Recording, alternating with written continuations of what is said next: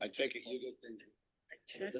You started off your standing up there like it's introduced me. Just to announce it, that I'm not going to. It's time. Would you like the mic? No, you introduce us. He introduces. You have another mic? Yeah. I put it on. I left it.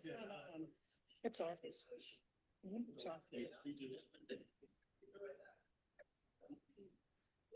Okay, good afternoon, everybody. Welcome to another event of Council Connections.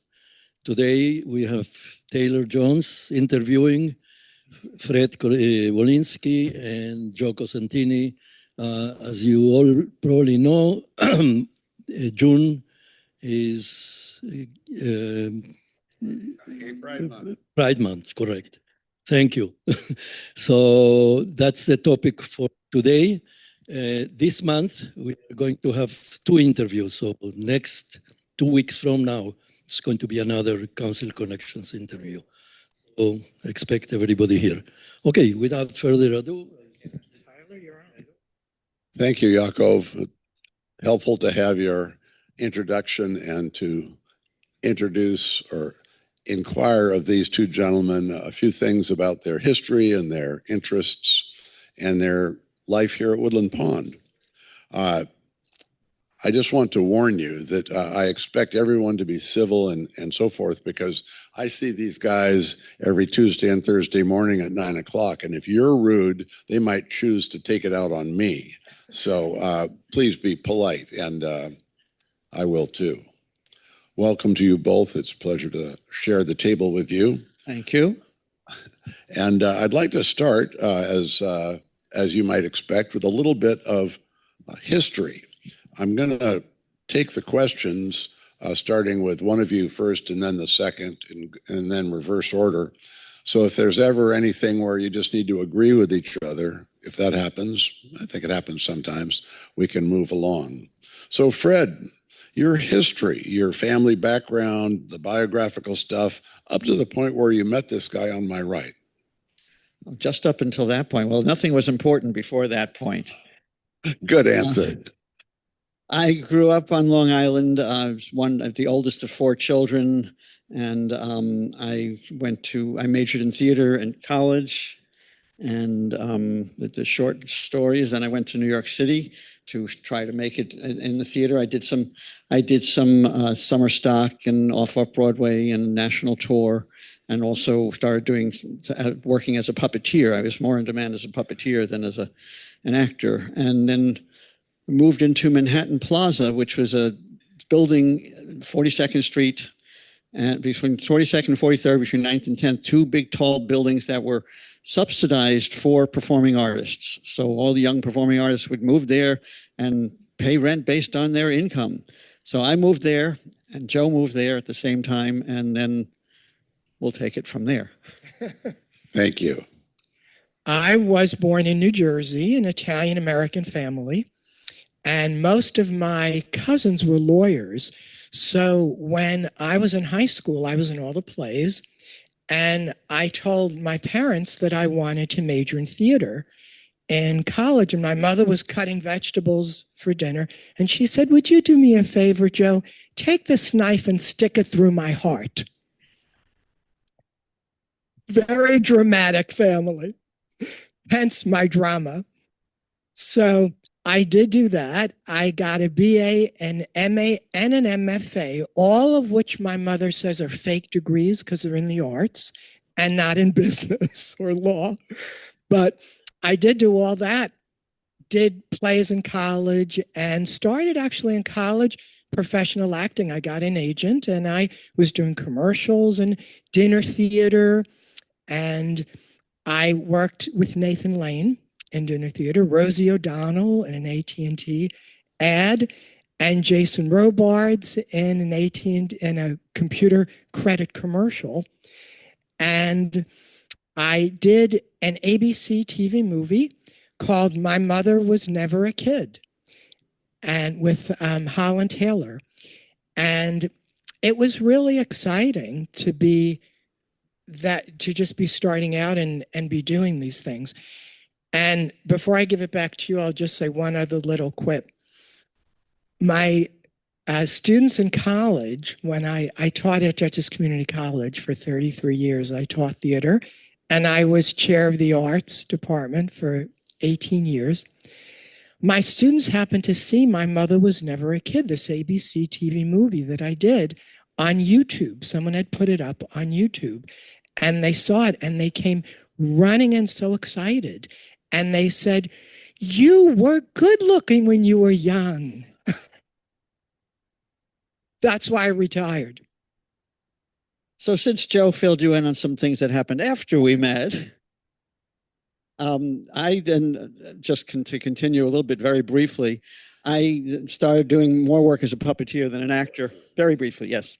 More work as a puppeteer than an actor, and worked for a couple of puppet theater companies, and then eventually started my own puppet theater company, which developed to have three troupes that toured through half the United States. And I hired actors. And then from there, I started a booking agency, which booked other performers that did shows for children, family audiences, and they toured all over the United States. And eventually retired from that in 2006, and went back to school to become a sign language interpreter for the deaf. And there are a lot of other things in between that we can fill in. I've been doing other theater in between, but let's go on to the next question. Why don't you continue with when you met? Say the question on the microphone so everyone can hear. Why don't you continue with your meeting and you're forming your relationship? Well, we met, as I mentioned, at Manhattan Plaza, which was this building subsidized for the artists. We each moved in separately, but we met in the building. And then within a year, we moved into the same apartment together, and we continued our subsequent, our careers. In 1990, both of our careers started changing. I had sold the puppet company and was just focusing on the booking agency. Joe was doing some other more ancillary work than acting, writing, and directing, and wanted to get more into teaching. And we got tired of the city, so we moved up to Wappingers Falls at that point. So I was able to bring the business up with me, and Joe started teaching at Dutchess Community College. So he can continue from here because he doesn't like when I talk too much. We've been together 47 years. We met when I was 5. And how we met at Manhattan Plaza, this building for performing artists in New York City, was I was walking down the hall and I saw Fred, and he looked very much like someone I went to college with, Alan. And I thought he was Alan, and started talking. And he just talked back. And I found out later he wasn't Alan. But that worked. And living in Manhattan Plaza was wonderful, for the performing arts, because as an actor, I would have auditions. My agent would call and say, "You have an audition 2 hours, Midtown Manhattan," or "You have an audition in 3 hours." And I was right there. And as I mentioned, I was doing TV movies and commercials and theater and doing all the stuff. And living Midtown was wonderful. And it was subsidized by the government for performing artists. It is still there. 2 45-story towers on 42nd Street and 43rd. And it was really a godsend. Had it not been for that, I don't know that I really would have been doing all that acting and living in New York City. And especially having the auditions so nearby. So that was how we met, and we took you up to living in New York City and then moving up here. And I decided that I had all these degrees and I wanted to be a teacher. And so I started as an adjunct at Dutchess Community College, and I clawed my way to the top to be full-time, tenured, full professor, and department chair for 18 years, but I was there 33. And I directed plays there and was able to really give back and to the students some things that I had learned and some things that I had done in New York City doing theater and film and TV. Fred, why don't you tell us about that period in your life? Thank you. I was just about to. So as I said, we moved up here, and I had continued with my booking agency, and that thrived very well. And eventually I just wanted to change. I wanted to do something different. I would get restless doing the same thing all the time, and I wanted to have a different career before I retired from everything. So that's when I went back to school and became a certified sign language interpreter for the deaf. In the meantime, I also did continue to do some theater, acting, directing, choreographing in the local area. I also got into audiobook narration, and I narrated over 100 audiobooks, which was all done from home. I set up my own little recording studio, and I would do all the recording and the editing and the different character voices and everything. So that was an extension of my acting, the character voices, and also did some part-time teaching at Dutchess Community College as well. Eventually, I just started retiring little by little. Since I was doing a lot of freelance stuff, I just did it slowly by doing less and less of each thing until I finally retired altogether. And of course, COVID sort of spurred that along to some degree.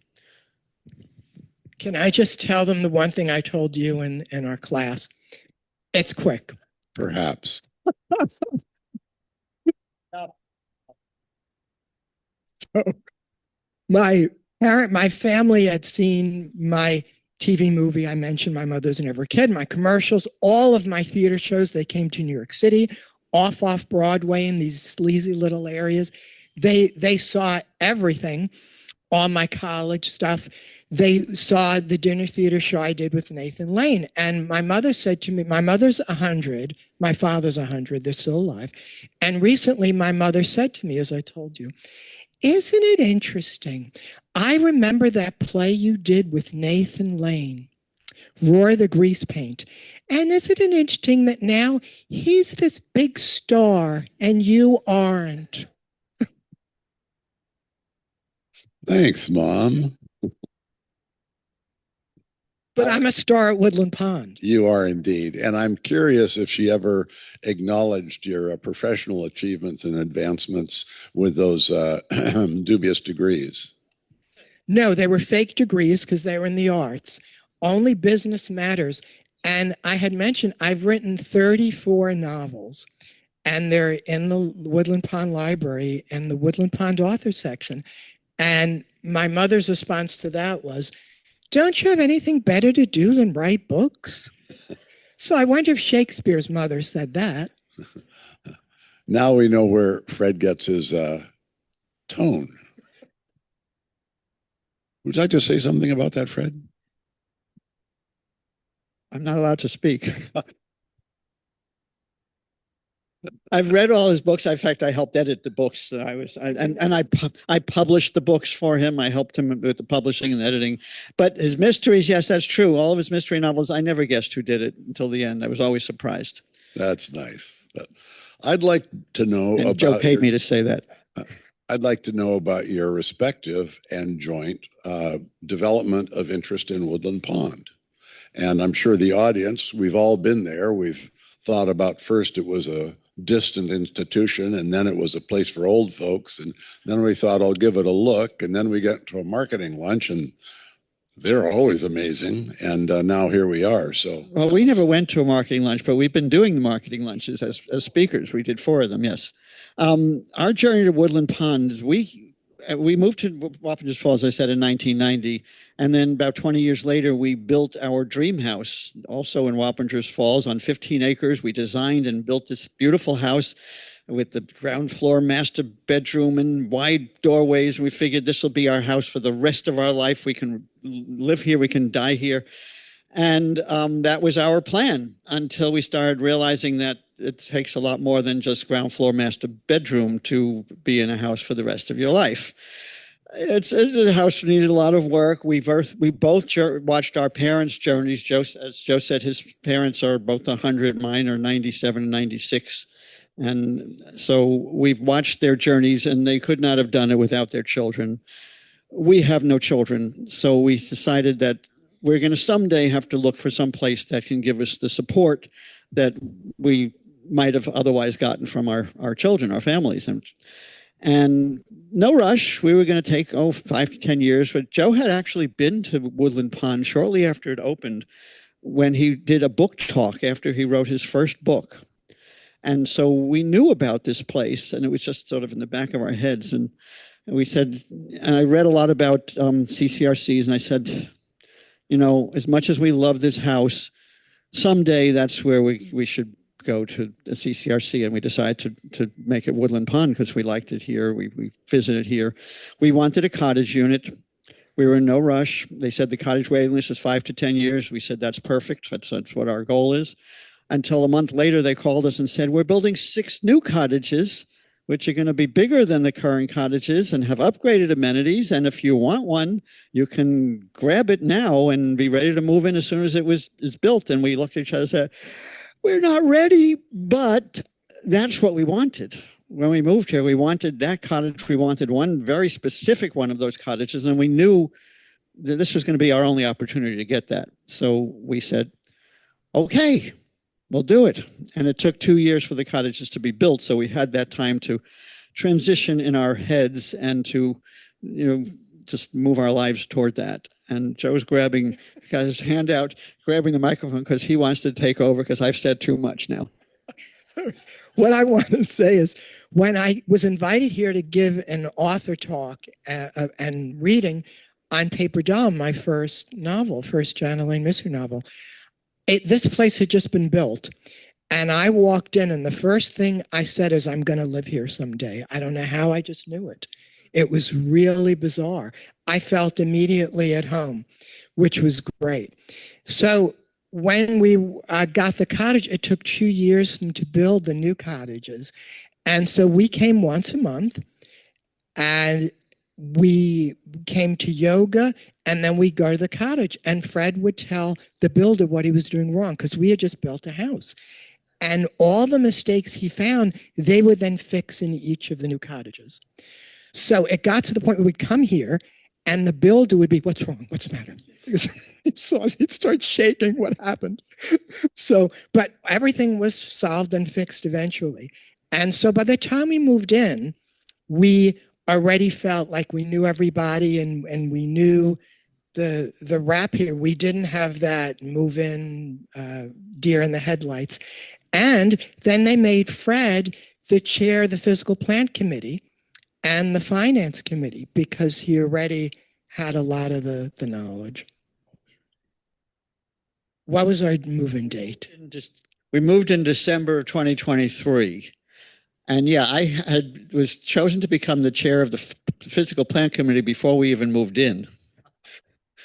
Because I started attending the meetings just as a future resident, and the chair, Deborah Moore, wanted to retire as chair, and nobody else in the committee wanted to do it. And I said, well, I'm not moved in yet, but once I am, I'd be willing to do it. And so they said, okay.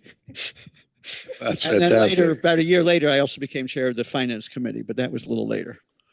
Well, we're glad you did.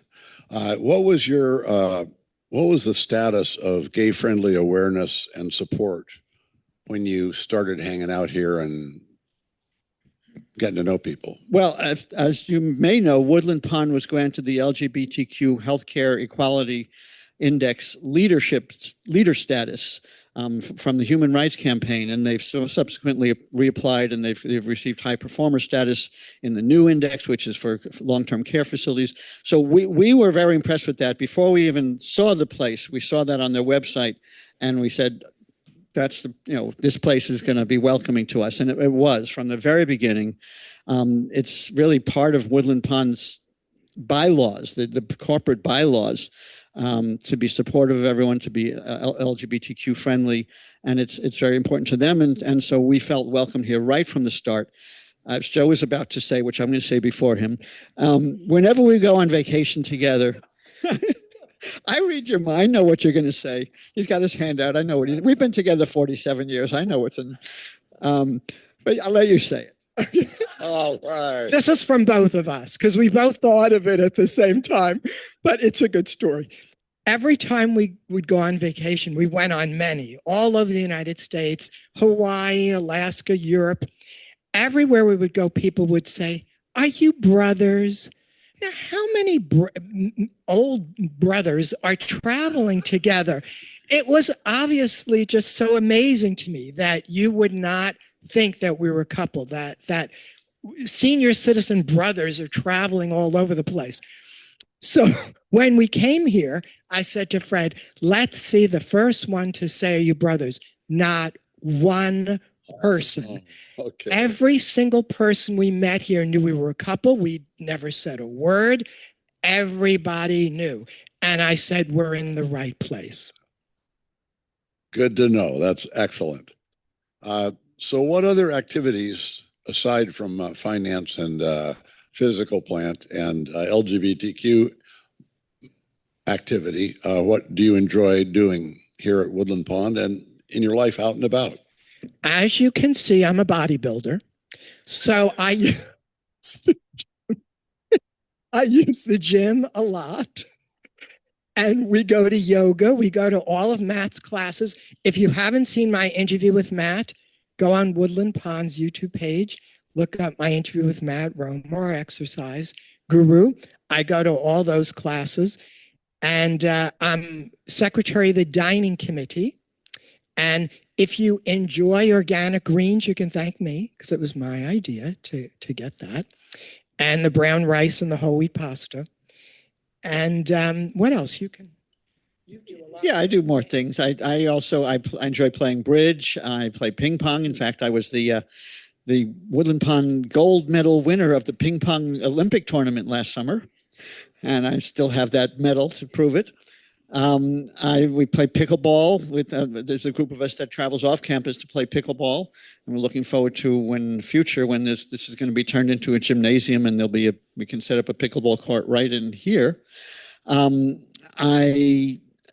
What else do I do? Well, I also joined the Lifetime Learning Institute, which meets outside Woodland Pond. They did have. I taught a class in Woodland Pond a year ago, but then because of all the upcoming renovations and how busy all the rooms were here, they decided not to host any more classes for the time being at Woodland Pond. But I still teach classes and take classes at SUNY and other locations, including tap dance class, which I enjoy.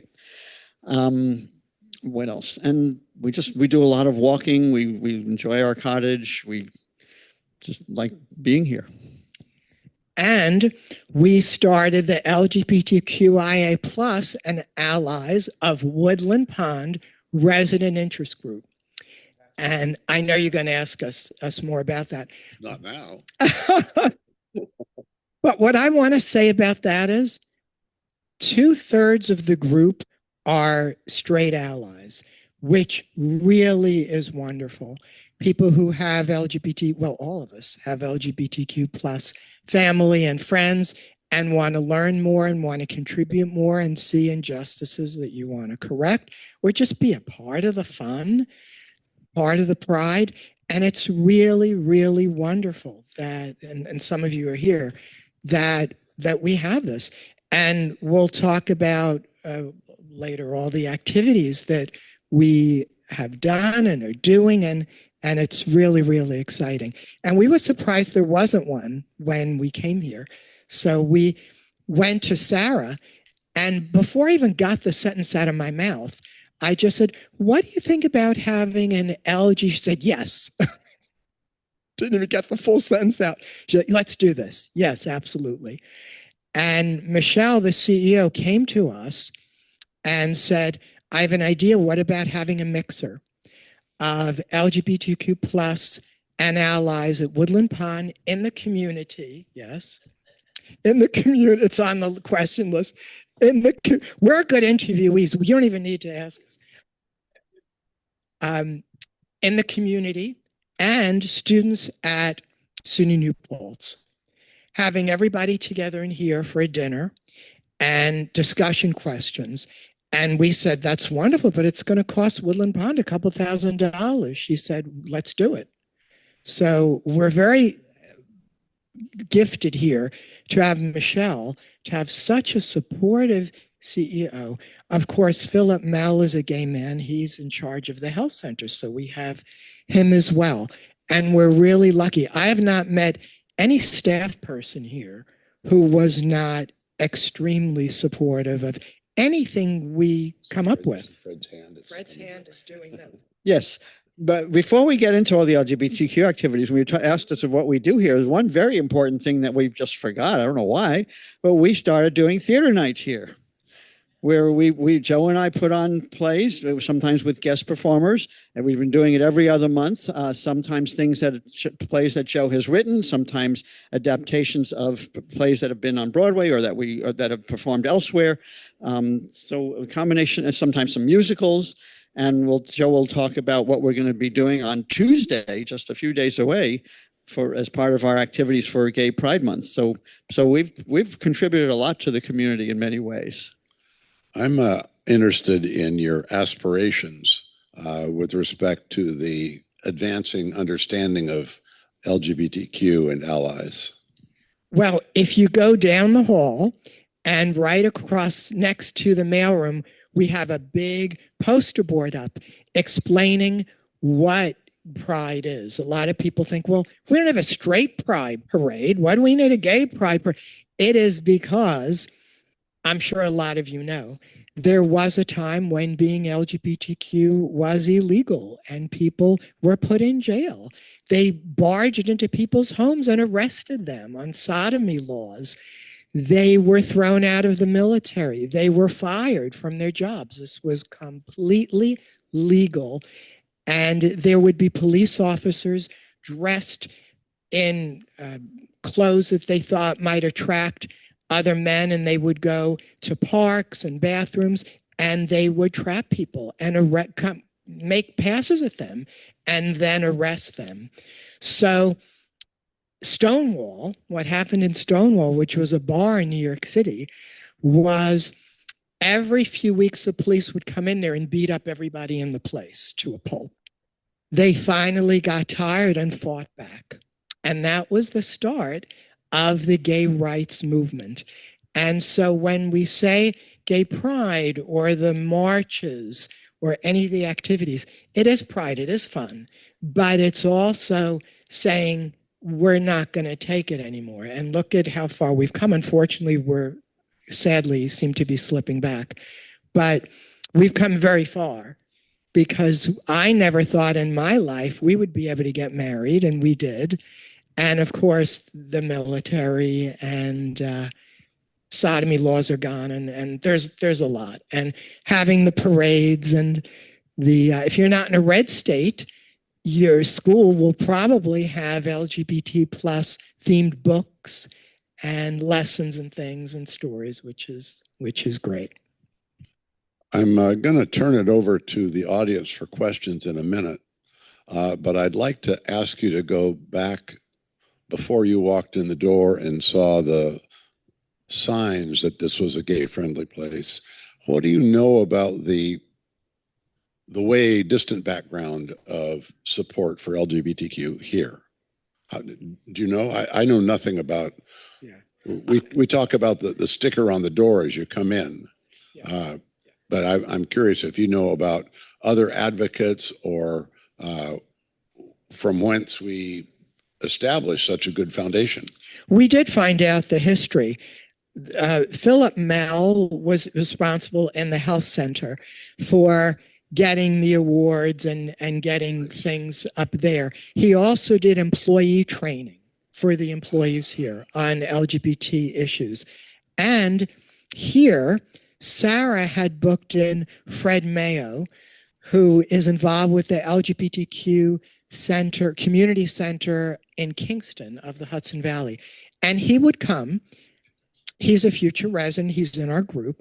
And he would come here and he would do in June for Gay Pride a talk about something, some theme about. But now we've got about 10 different things that we're doing for June Gay Pride. So we're doing a lot more than they had done in the past.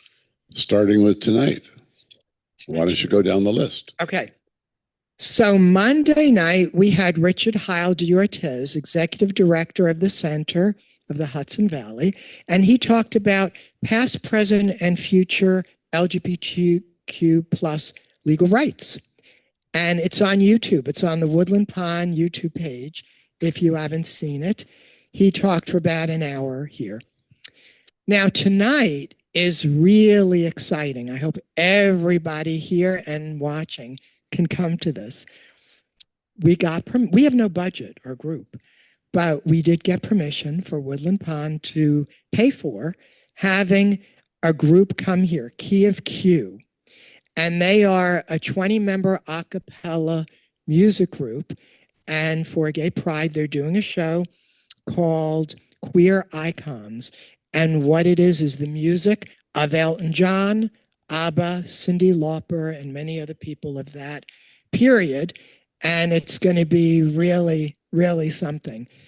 And as said, Woodland Pond is paying for it, so we hope that people will come. It's tonight, June 5th, 7:15 tonight. June 10th, 7:15, Tuesday night, Fred and I are doing Joe and Fred Theater Night. And the first half is going to be straight. There's something for everybody. The first half, Deborah Moore, Fred, and I are going to do 3 10-minute straight romantic comedies. Funny.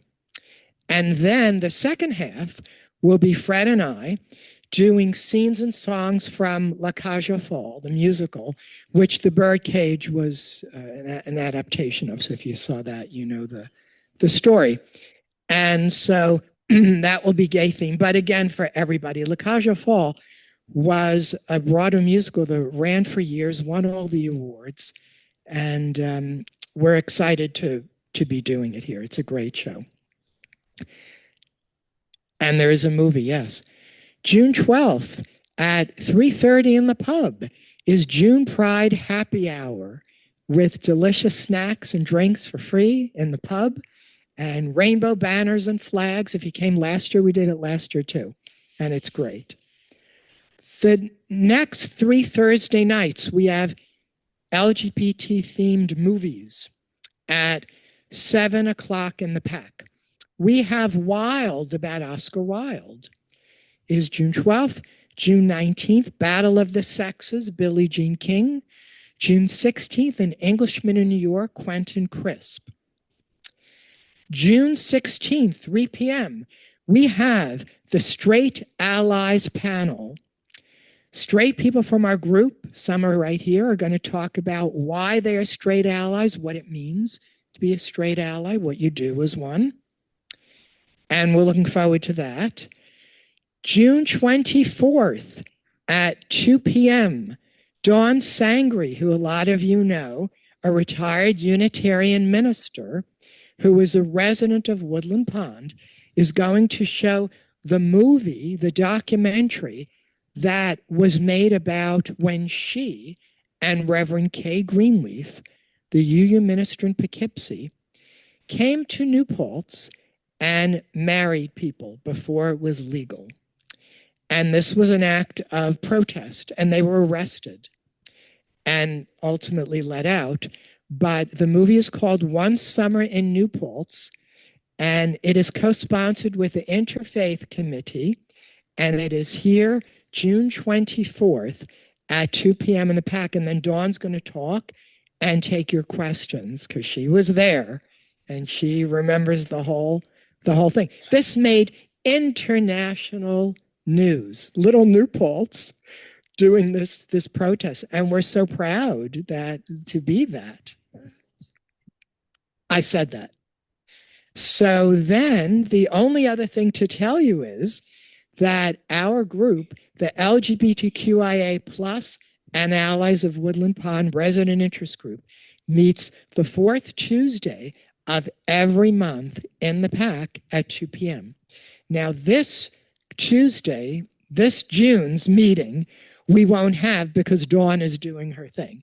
But starting in July, we'll go back. Everyone is welcome. The 4th Tuesday of the month, 2 p.m., everyone is welcome here. The more, the merrier. Thank you, Joe. Anything you want to add, Fred? I think we've covered everything as much as Joe allows me to say anyway. Okay. Well, I'd like to do something a little different. We will have a time for audience questions, but I want to know if you have questions of the audience. Unless you have. No, really? Okay. Yeah.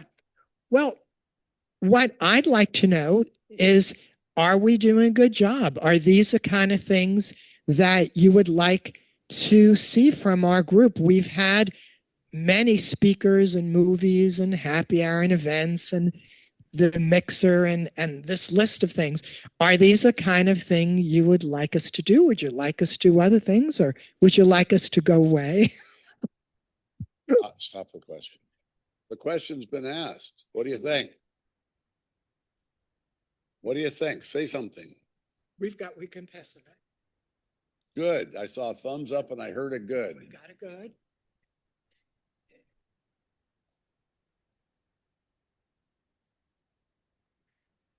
Full disclosure, I'm a member of Allies, but I think what you're doing is very important to pass on to people of a certain age that what is happening in this world, because I think a lot of people don't know about the names to call people and so forth and so on. But also people our age, when we grew up, being gay was like terrible, and you didn't even want to talk about it. So thank you a lot for what you're doing. Other responses? Other responses? Bill? So I was just reflecting when you were being called, ask if you were brothers. That's because people didn't dare ask if you were a couple. And that's changed, and I'm glad. Right. Well, I can speak for myself, certainly, that what you have continued and brought to this institution is a marvel. And it's a delight to be able to have people talking about it and raising the issues that are maybe brand new, and we're trying to figure out pronouns and things like that. And it's easy to do that in this community. People are interested, people are supportive, and I think you bring out a really good strain of our disposition here. I compliment you both. Are there other comments to that question? Thank you, Yakov. So, Thank you very much. Next. Okay, so all I'm saying is I grew up in a gay atmosphere. I mean, I didn't know anything about anything, but it was great. So there's a question. I'm sorry. There's a question in there. There is. My question to you? Yeah, there is. Yeah, let me get this out. It's not as a statement. And the statement is that you both are the most beautiful example to all of us of a wonderful couple. And I'm just admiring of that. And I support everything you do, but I support that particularly. And thank you.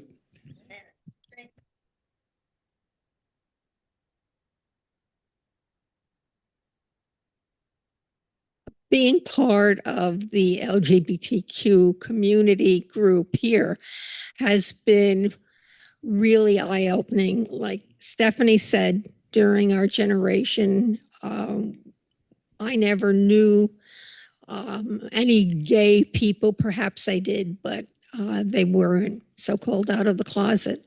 All I can say is that Joe in particular, Fred also, I included you too, Fred, but Joe in particular has said to me a number of times, and Fred too, that I can ask him anything. And I was a little hesitant in the beginning. I didn't know what would be appropriate or inappropriate, but I've been reassured that anything goes. So that's really a credit to you both. Thank you. You're welcome. I have a couple of questions. Are there other responses to the question? Oh. You wanted to respond to the question, Yaakov? No, I mean, Not allowed. First, you want to know if there's any other Authority here, it's Yaakov. thoughts. Yeah. So what I wanted to respond is that my niece, who's 40 now with 47, thank you. Time flies. With two children of her own who happen to be lesbians, by the way. But she and her husband are a wonderful couple. And I said, Nora, to them what you said to me. I said, you both are such a wonderful couple. And she said, because my sister was divorced, her mother was divorced. She said, growing up, you and Fred were my role model of what a couple is. I didn't really have the kind of parents that were there. And so you were, because they were divorced, Fred and I were the role model for them. So I wanted to throw that out. Were you prepared to be the good example? Yeah. Good.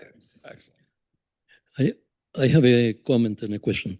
First of all, I mean, I am pretty aware that a lot of people don't know or didn't hear or didn't want to hear for many years. I mean, fortunately for me and my wife, I mean, we have been aware of this for 50, 60 years at least. And I think, you know, one of the things that was particularly impressive to us and friends that came from Israel to visit, I think it was 82 or so. I mean, a big parade in New York City, seeing, you know, people from all walks of life, you know, dressed all kinds of ways. And Leah had happened to break her leg and she was on crutches going on the march. So this for us, you know, individually, it's not something new. But one of the things that, I mean, it's particularly worrying, and I think that you probably are mostly aware, there is two things. One of them that there is the concept, and I think I brought it up at one of the meetings, of gay marriage. You probably know that, I mean, in many Latin American countries, they are very sexist. And I'm proud to say that in Argentina, quite a number of years ago, they passed a law, not about gay marriage, about equalitarian marriage. There is no difference legally, absolutely no difference. And that's something, you know, from a country in Latin America, I think it's a little bit out of the common. And the other thing is, as we all know, I mean, with all the changes now about DEI and other things that have been coming down the pike, what are your sense about what are the big problems that we are facing? That's a great question. We talked a little bit about it Monday night, but first I wanted to answer Sharon. So yes, don't ever be afraid to ask anything, because how do we learn? I would rather somebody say something offensive to me if I can at least then talk to the person. So don't ever be afraid to ask or say any thoughts that you have. It's how we all learn. And we so appreciate the allies in our group. As I said, it's 2/3 of the group.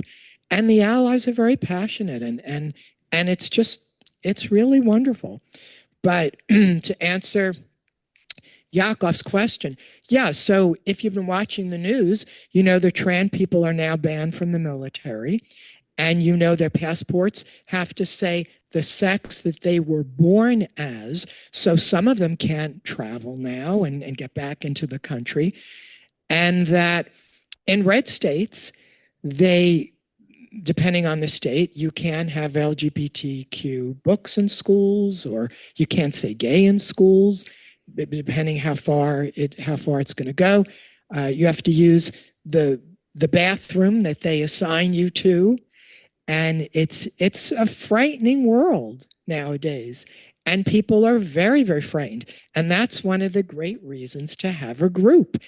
I always kid people that I feel so lucky to be here because I feel like Anne Frank in the attic. I'm surrounded by, I'm hiding in blue Woodland Pond, in blue New Paltz, in blue New York. You know, I'm so privileged because I'm with people who know we're not brothers, as I said, who know we're a couple. But I'm not anytime soon going to a red state. That's for darn sure. And I'm afraid to leave the country. I don't know that I'll be let back in at this point. So, and I think it's probably only going to get worse before it gets better. Thank you. That's passionate statement, and one I think felt by many of us, that it's going sideways elsewhere, but we do live in a very positive and safe place. I did just read in the newspaper today that they rated the different states as to most LGBTQ friendly. New York and Massachusetts tied for first place. Excellent. That was on the list, but it was a little further down. California was further down. After New York and Massachusetts came Connecticut, then New Jersey, and I didn't see beyond that. Let's move to audience questions. I want to make sure everybody hope everybody who has a question can get it out in the back. Jean. Okay, so can I ask you, like any other community, let's say developmentally disabled or addiction. All right, so they're in the minority. They want to be heard. They're fighting for funds and all. So how do you find, do you find that you have to be more out there, outlandish, whatever it is, to get your point across? Yeah. Well, I think what LGBT people found was that initially, the first thing they did was march in New York City to try to get the laws reversed that they were firing LGBT civil service workers, I think is what it was, and teachers. And so they were marching. And then, of course, people were dressing outrageously or going to bars, whatever. They found that these things didn't really work. What worked was getting involved in politics. So you started to see LGBTQ people running for office, not just going to people who are elected officials, which is important, and getting our points across, but running for office themselves. That was the first one. The other one is coming out. Bill Clinton said this: as long as you're in the closet, you're not going to get your rights. You have to come out to everyone you know. Your family and friends have to know, because these people can't vote for people whose goal is to hurt you and take away your rights if they know that what you are. So you can't hide.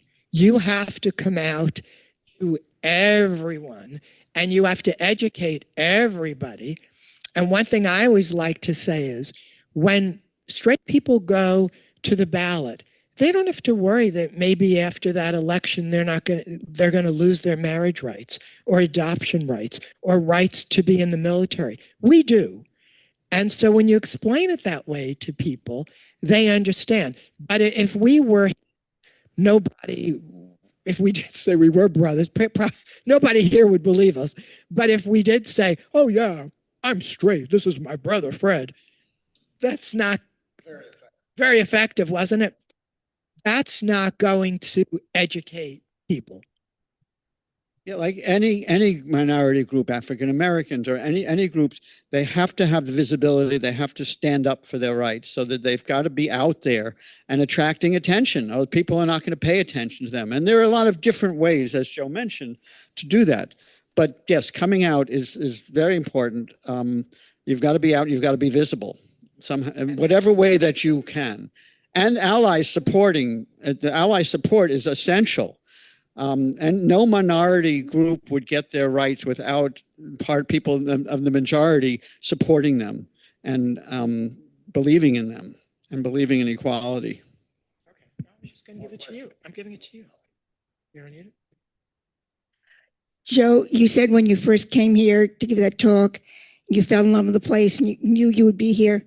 Was it the rug?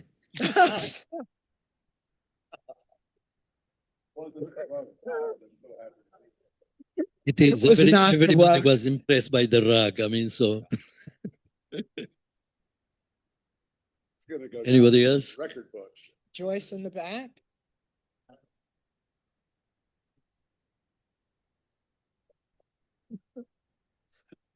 Frame a section of I think it's remarkable what you two have accomplished in just a little bit over a year, bringing the LGBTQ plus allies group from the ground floor up to a very active group right now. So I'm wondering what starts in July. Well, first we rest. No, we're going to come back. Joyce is in our group. We're going to start meeting again in July and start all over again, asking what do we want to do, and what about this, and what about that, and start thinking about two things I'm proud of that we did have here. A lot of our allies have trans family members, and we did have two trans speakers that we brought in, and I'm very proud of that. So we're going to ask you what in the group, well, what do you think? And keep building up. And for the allies, it's really important. A friend of mine said, I heard a homophobic joke, and I said, well, wait a minute. My brother's gay or my friend's gay or whatever. It's important for allies to stand up too. One thing that we hope to do more of is some more relationship with SUNY New Paltz. We started that with our mixer, and that was very successful both for the students and for the older people, the intergenerational thing. So we hope to be able to do more of that connection in the future. We did, Joyce and Joe and I went to the Lavender graduation at SUNY New Paltz, which was the celebration of the LGBTQ graduates. They had their own separate ceremony in addition to the big graduation, and we went there to support us, and the person in charge who was at our mixer introduced us. She said, we have 3 people here from Woodland Pond from the older generation here to support you, and they cheered us. And so that connection between the different generations is inspiring, I think, for everyone, for both the young and the old, and we wanted to try to do more of that.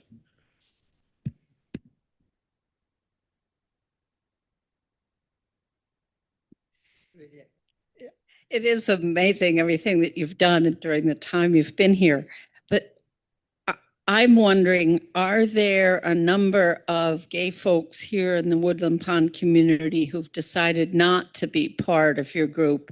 And do you know why? And has there been discussion about? Yes, there are. I don't want to name people that they don't want to be involved. That's up to them. That's their decision. But there definitely are other LGBTQ people here in the community who don't want to be involved. I can't speak for them. I can't talk, look into their head and say why. But they come from a different generation that grew up hiding in the closet. And so that may just be part of their nature to stay hidden or not to want to come out. But I don't want to judge people. Everyone has their own journey and they have their own reasons. So do you have anything to add? Just when you do talk to elderly people who have come out very late, they say it's like they've come alive. They're just so happy. It's like they were dying and now they can breathe again. So for the people who are in the closet, I feel bad for them. They just may have decided not to be part of the group. Yeah, that's fine. Like any group. Like any group here. We welcome everybody, but everybody doesn't go to everything.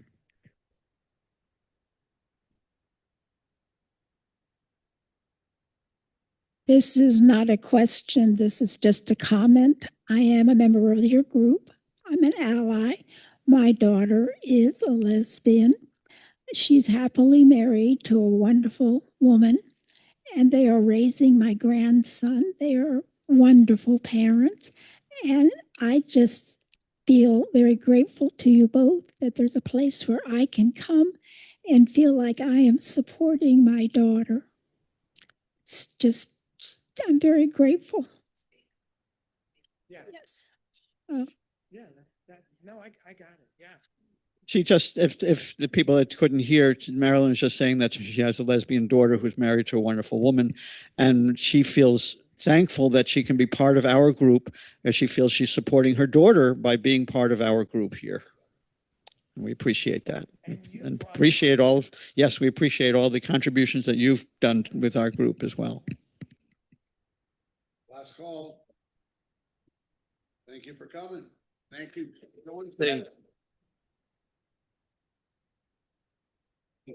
Thank you, Jacob. It was great. Thank you.